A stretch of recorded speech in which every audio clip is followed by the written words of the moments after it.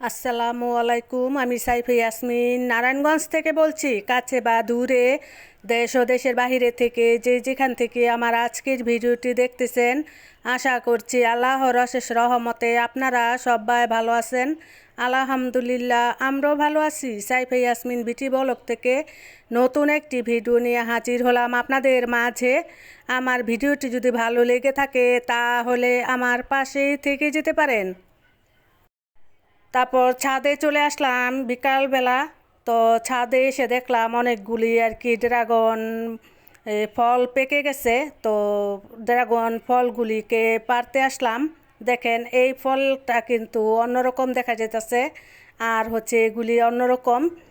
তো আমি আজকে ড্রাগন ফলগুলি কেটে দেখাবো কয় কালারের ড্রাগন ফল হয়। তো আমার ড্রাগন গাছের ভিতরে কি সার দেই, আমার অনেক আপুরা আর কি জানতে চাইছে যে আমি সার কি সার দেই। তো আমার ফলগুলি কিন্তু খুবই বড় সাইজের, আর হচ্ছে ফল কিন্তু খেতেও খুবই আর কি মজা। তো এখানে কি কি আর কি কালার আছে, ড্রাগনের কি কালার আছে আজকে দেখাবো আমার আপুদেরকে। আর হচ্ছে কি সার দেই সেটাও বলবো। এই সার দেওয়ার ফলে আর কি ফল খুবই বড় হয় আর অনেক ফল ধরে।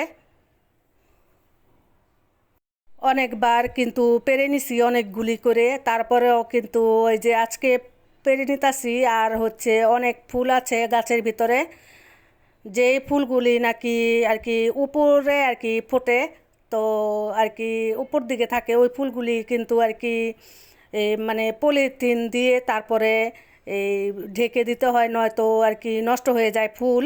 আর হচ্ছে ভিটামিনের কারণেও কিন্তু ফুল নষ্ট হয়ে যায়, হলুদ হয়ে যায়।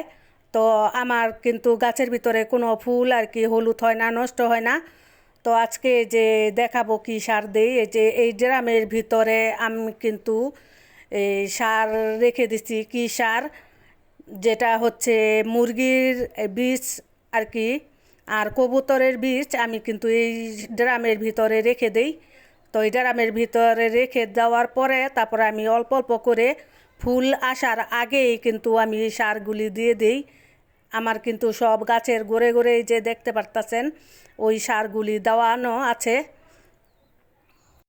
আর হচ্ছে ড্রাগন গাছে কিন্তু কোনো যত্ন করতে হয় না।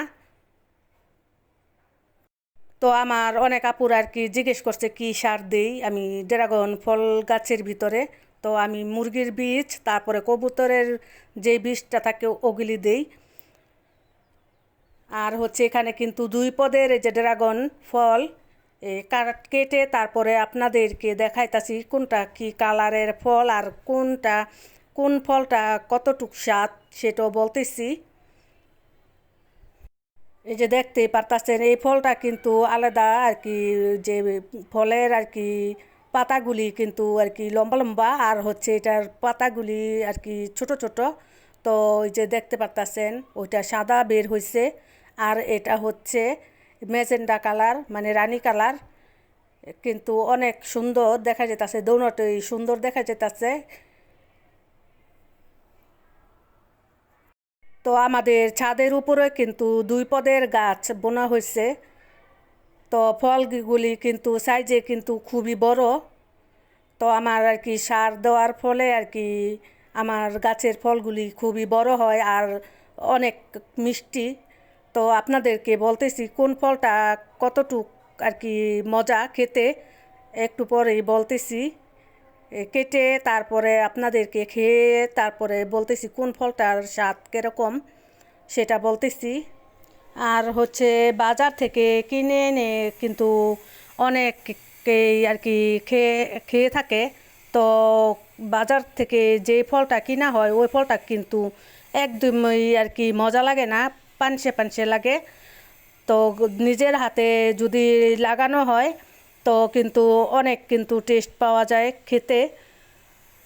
তো তার জন্য বলতেছি আমার প্রিয় আপুদেরকে একটা করে আর কি ড্রাগন গাছ যদি লাগিয়ে রাখতে পারেন তো নিজের হাতের সবজি মানে ফল কিন্তু খুবই মজা লাগবে খেতে। কোনো কিন্তু কষ্ট করতে হয় না এই ড্রাগন গাছের পিছনে।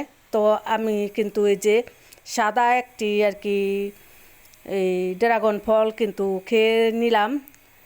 তো দেখলাম সাদাটা হচ্ছে একটুখানি আর কি টক মিষ্টি, টকটা আর কি বেশি। তো টক মিষ্টি আর কি সাদাটার ভিতরে। তারপর এই যে লালটাও কিন্তু খেয়ে নিতেছি, লালটা কিন্তু অনেকই মিষ্টি, খুবই মিষ্টি। এবার বিদায় নিচ্ছি, আল্লাহ হাফেজ।